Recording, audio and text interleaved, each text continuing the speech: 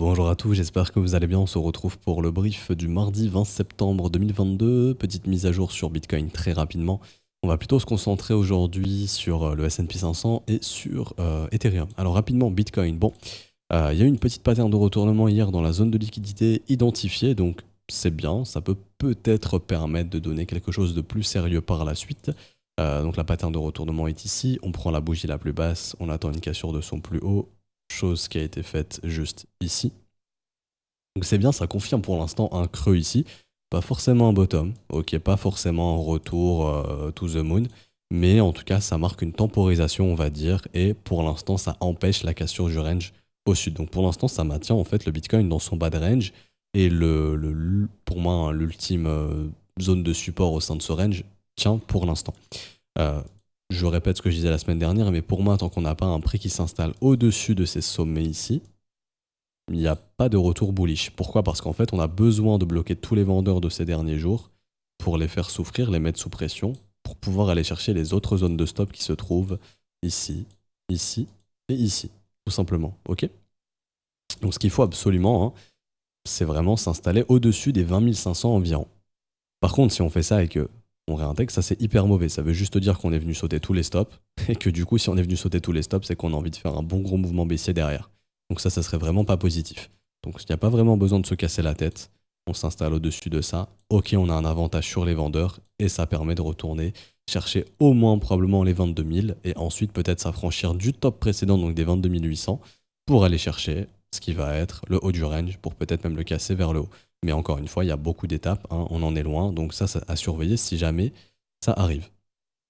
Je vais déplacer mon FIB d'ailleurs. Hop, je vais y arriver. Tac. Aussi, vous voyez, le premier arrêt extrêmement important, les 21 000 aussi. Hein. Mais bon, pour moi, si on s'installe vraiment au-dessus de la zone identifiée, il y a de grandes chances qu'on puisse retourner chercher les 22 006, 22 005 et voir plus haut par la suite. Mais bon, étape par étape.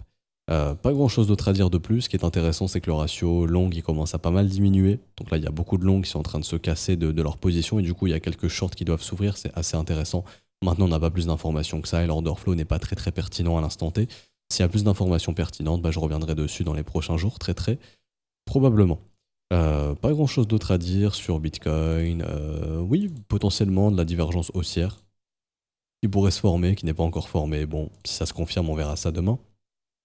Et aussi peut-être une petite pattern de retournement daily dans cette zone de rechargement qui pourrait se former, qui pourrait être un petit signal de reprise aussi au moins d'un rebond. Et ça encore une fois, ce sera à surveiller. Pour l'instant, ce n'est pas le cas, et on aura besoin justement de voir un petit peu où va le marché américain. On va voir ça juste après. Donc Bitcoin, pas plus à dire. On va aller sur Ethereum. Hop, Ethereum qui est juste ici. Donc, Ether. Alors, rappelez-vous, on avait parlé de la zone des 1280 $ qui était hyper importante parce que c'était le retest de la ligne de coût des structures type W ici. Donc, on est venu retester ça au dollar près. Donc, maintenant, c'est chose faite, c'est hyper bien. Donc, on est venu à 1279 $. Super, donc ça y est, c'est fait. Bon, il reste peut-être une ligne de coût à retester, celle des 1275, mais bon, le marché peut ne pas y aller, bien évidemment. Pas encore de signe de bottom ici, donc c'est une zone de support assez fort, donc c'est normal d'avoir un rebond. Maintenant, il n'y a pas de signe de reprise parce que bon, quand on voit un petit peu la dynamique du prix, c'est vrai que c'est pas hyper bullish de s'être mangé cette grosse structure type M, c'est dommage. Ce qu'il faudrait, c'est voilà, essayer de poser quelque chose comme ça ici pour se dire, ok, comme ce qui a été fait ici, vous voyez, on pose un bottom, essayer de le refaire ici pour pouvoir remonter par la suite et pouvoir retracer plus. Mais pour l'instant, c'est pas le cas. Donc passons ici sur Ethereum. Pour les acheteurs qui font du DCA, comme je disais déjà, c'est des zones assez intéressantes. 1280, c'est plutôt pas mal. On est revenu aussi dans le creux au niveau du volume profile. On en parlait de ces zones-là. Bon, maintenant, on y est revenu. La zone s'étend encore jusqu'au 1250, donc il ne faudrait pas être étonné si on peut réattaquer un petit peu au sud sur Ether et voilà, retourner un petit peu plus bas. Pour l'instant, il n'y a pas de signe de bottom ici, donc le marché peut continuer de chuter. Aussi, ce qui peut arriver, c'est simplement faire un rebond et suivre la dynamique, creux et sommet descendant. Et c'est ce qui a le plus de chances d'arriver, d'ailleurs, hein, tant qu'on ne va pas de structure ici, c'est-à-dire en fait suivre la dynamique majeure qui est maintenant est redevenue baissière. Par contre, si on voit un marché qui arrive à se former, enfin à former quelque chose comme ça, là, pourquoi pas, faut passer sur quelque chose de plus haussier. Donc vous voyez, il y a besoin aussi de plus de développement que ça sur Ethereum pour redevenir plus bullish, ok. Donc c'était une petite mise à jour rapide. Donc oui, les zones de prix intéressantes ont été identifiées. Donc maintenant on attend, est-ce que cette pattern de retournement haussière peut se former? Ce serait un premier signal qui pourrait nous amener à essayer de développer un bottom pour la suite, ce qui n'est pas encore le cas pour l'instant. Donc patience ici et attendons de voir si un bottom peut se développer ou non. Pour l'instant c'est trop tôt. On est sur une zone où un bottom peut essayer de se développer, mais pour l'instant c'est pas le cas. Par contre si on réintègre ce range, là ça devient assez dangereux. C'est-à-dire que si on réinstalle le prix dans cette phase de range, ça devient assez dangereux. Faut faire attention à ça. Ok. Pourquoi? Parce qu'en fait, le marché pourrait avoir envie d'aller chercher la liquidité qui se trouve sous ses bottoms précédents. Et du coup, ça pourrait amener un nouveau bottom. Enfin, un nouveau plus bas, pardon. Du coup, méfiance. Et pour finir ce brief, parce que c'est un brief assez rapide, c'est une update assez rapide, le marché américain, qui est hyper important, bien évidemment, dans l'analyse toujours, et le dollar index, donc le dollar index très rapidement, qui est toujours en train de buter sur cette résistance des 109-110 points. Pourquoi? Parce que c'est la parité euro-USD. Pour l'instant, le dollar n'est pas en train d'accepter une valeur au-dessus de l'euro. Enfin, l'euro n'accepte pas sous les 1 dollar, 1 euro égale 1 dollar pour l'instant. Par contre, si le dollar index breakout, c'est que l'euro aura accepté d'être plus faible que le dollar et donc l'euro USD pourra se diriger vers 0,95, 0,90, etc. Ce qui serait catastrophique pour la zone euro. Et ici, le S&P 500. Donc, sur le S&P 500, donc le fameux support ici qui essaye encore d'être maintenu in extremis. Donc, hop, ici, vous voyez, les acheteurs le défendent coûte que coûte. Pour l'instant, ça tient. On pourrait avoir aujourd'hui une pattern de retournement à surveiller. Si celle-ci se forme, ça pourrait être un premier signal assez intéressant. Ça pourrait peut-être permettre de repartir un petit peu au nord. Et comme je vous ai dit avec le Bitcoin, faire la même chose que Bitcoin en fait. C'est-à-dire ici, le support il retient, on retourne au nord et aller bouffer les zones de stop ici, ici, et peut-être essayer de passer de l'autre côté de la trendline. Demain, il y a l'annonce des taux, donc on va voir si les États-Unis vont augmenter leurs taux, enfin les taux vont monter, mais la question c'est est-ce que ça va monter de 0,75 points? Ça c'est ce qui est la chose la plus probable actuellement, donc le marché a déjà pricé 0,75 points. Par contre, s'il y a une hausse des taux de 1 point, ça c'est pas du tout pricé, et là c'est catastrophique, il y a de grandes chances qu'on puisse voir ça. Et du coup que le Bitcoin puisse faire tac. Ok. Et donc ça serait hyper négatif. Par contre, si demain on a une hausse des taux de 0,75, que les États-Unis que la Fed ne déclenche pas une hausse des taux plus agressive qu'est-ce qu'elle ne l'était auparavant, il y a des possibilités que le support puisse tenir à nouveau et qu'on puisse se rediriger vers les résistances. Donc là, ça va dépendre surtout demain de ces taux, donc je vous invite vraiment à surveiller ça.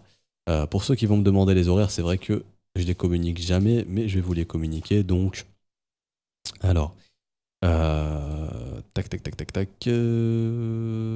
Funds rate ici, donc c'est à 8h du soir. Heure d'Europe centrale, donc heure en France, Belgique, Suisse, etc. Voilà, donc 8h, heure de France. Voilà, pas plus de choses à dire, donc le marché va probablement consolider ou essayer de créer de la liquidité en amont de cet événement. Donc par exemple, ce qui serait hyper pour moi négatif, ce serait avant demain soir de se retrouver là-haut. Si demain soir on se retrouve déjà ici, enfin avant les résultats de la Fed, avant que la Fed communique sur la hausse des taux, si on se retrouve déjà ici, il faut faire très attention parce que s'ils annoncent 1, c'est qu'en fait on est juste venu péter les stops et que derrière on va se manger ça. Et donc là il y a un short facile à prendre pour un objectif de cassure de range au sud probablement. Par contre, si on se retrouve pas du tout là-haut et que les résultats sont pas encore annoncés et que c'est 0,75 et que le marché le prend bien, on peut défoncer cette zone et là si on s'y installe au-dessus, là la donne elle change et là le marché peut peut-être repartir dans l'autre sens. Ok ? Donc on s'arrête ici pour aujourd'hui, j'espère que ça vous aura plu. Si c'est le cas, n'hésitez pas à laisser un petit pouce bleu, à vous abonner si ce n'est pas déjà fait. Je tiens aussi à vous rappeler que j'ai mis les 2 premières vidéos d'analyse de la newsletter de façon publique. Donc là, vous y avez accès directement sur la chaîne YouTube.